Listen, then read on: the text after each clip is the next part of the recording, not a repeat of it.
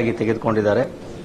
ಅದರ ಜೊತೆಗೆ ಪ್ರತಿಯೊಂದು ಈ ರೀತಿಯ ಮೊಬೈಲ್ ಸ್ನ್ಯಾಚಿಂಗ್ಗಳಿರ್ಬೋದು, ಪಿಕ್ ಪಾಕೆಟ್ಗಳು ಇರ್ಬೋದು, ಅವುಗಳ ರಿಪೋರ್ಟಿಂಗ್ ಏನಿದೆ ಸರಿಯಾಗಿ ಆಗೋ ರೀತಿಯಲ್ಲಿ ಮತ್ತು ಜೊತೆಗೆ ಈ ರೀತಿಯ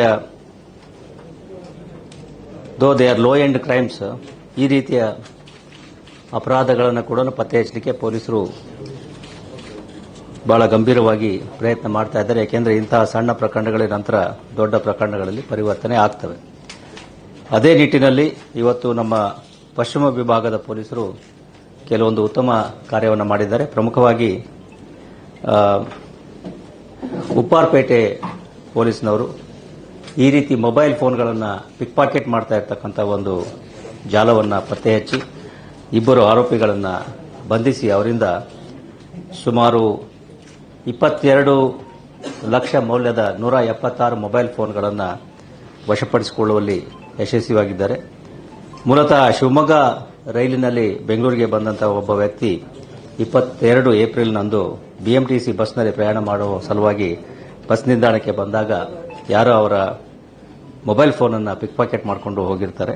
ಈ ಬಗ್ಗೆ ಅವರು ಉಪ್ಪಾರಪೇಟೆ ಪೊಲೀಸ್ ಠಾಣೆಯಲ್ಲಿ ಅದೇ ದಿವಸ ಬಂದು ಪ್ರಕರಣವನ್ನು ಕೊಟ್ಟಾಗ ಅದರ ಒಂದು ಎಫ್ಐಆರ್ ಅನ್ನು ಮಾಡಿಕೊಂಡು ಪೊಲೀಸರು ಅನೇಕ ಆಯಾಮಗಳಿಂದ ಪರಿಶೀಲನೆ ಮಾಡಿ ಇಬ್ಬರು ವ್ಯಕ್ತಿಗಳನ್ನು ಬಂಧಿಸುವಲ್ಲಿ ಯಶಸ್ವಿಯಾಗಿದ್ದಾರೆ.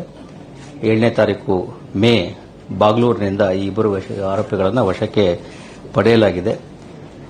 ಆರೋಪಿಗಳು ಕೊಟ್ಟಂತಹ ಮಾಹಿತಿಗೆ ಅನುಗುಣವಾಗಿ ಈಗಾಗಲೇ ಹೇಳಿದಾಗೆ ಸುಮಾರು 176 ಬೇರೆ ಬೇರೆ ಕಂಪನಿಗಳ ಮೊಬೈಲ್ ಫೋನ್ಗಳನ್ನು ಜೊತೆಗೆ ಒಂದು ಇಟಿಯೋಸ್ ಕಾರನ್ನು ಕೂಡ ಪೊಲೀಸರು ವಶಪಡಿಸಿಕೊಂಡಿರುತ್ತಾರೆ. ಇದರಲ್ಲಿ ಈಗಾಗಲೇ ಕೆಲವು ಪ್ರಕರಣಗಳು ದಾಖಲಾಗಿರ್ತಕ್ಕಂಥದ್ದು ಕಂಡುಬಂದಿದ್ದು, ಇನ್ನು ಉಳಿದ ಮೊಬೈಲ್ ಫೋನ್ಗಳ ಬಗ್ಗೆ ಎಲ್ಲೆಲ್ಲಿ ಕೇಸ್ಗಳು ದಾಖಲಾಗಿದೆ ಅನ್ನೋದ್ರ ಬಗ್ಗೆ ಪೊಲೀಸರು ಈಗ ಪರಿಶೀಲನೆ ನಡೆಸಿದ್ದಾರೆ.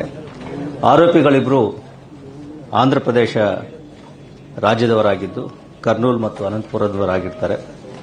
ಇದರಲ್ಲಿ ಒಬ್ಬ ಆರೋಪಿಯ ಮೇಲೆ, ಪ್ರಮುಖ ಆರೋಪಿ ಮೇಲೆ ಈಗಾಗಲೇ ಇದೇ ರೀತಿ ಮೊಬೈಲ್ ಪಿಕ್ ಪಾಕೆಟಿಂಗ್ನ ಒಂದು ಪ್ರಕರಣ ಅಮೃತಹಳ್ಳಿ ಪೊಲೀಸ್ ಠಾಣೆಯಲ್ಲಿ ದಾಖಲಾಗಿದೆ. ಇವರು ಬಿಎಂಟಿಸಿ ಬಸ್ಗಳನ್ನು ಟಾರ್ಗೆಟ್ ಆಗಿ ಮಾಡಿಕೊಂಡು ಈ ರೀತಿ ಪಿಕ್ ಪಾಕೆಟ್ಗಳನ್ನು ಮಾಡತಕ್ಕಂಥ ಪ್ರವೃತ್ತಿಯನ್ನು ಹೊಂದಿದ್ರು ಮತ್ತು ಈ ಕದ್ದಿರುವ ಎಲ್ಲ ಮೊಬೈಲ್ ಫೋನ್ಗಳನ್ನು ಆಂಧ್ರ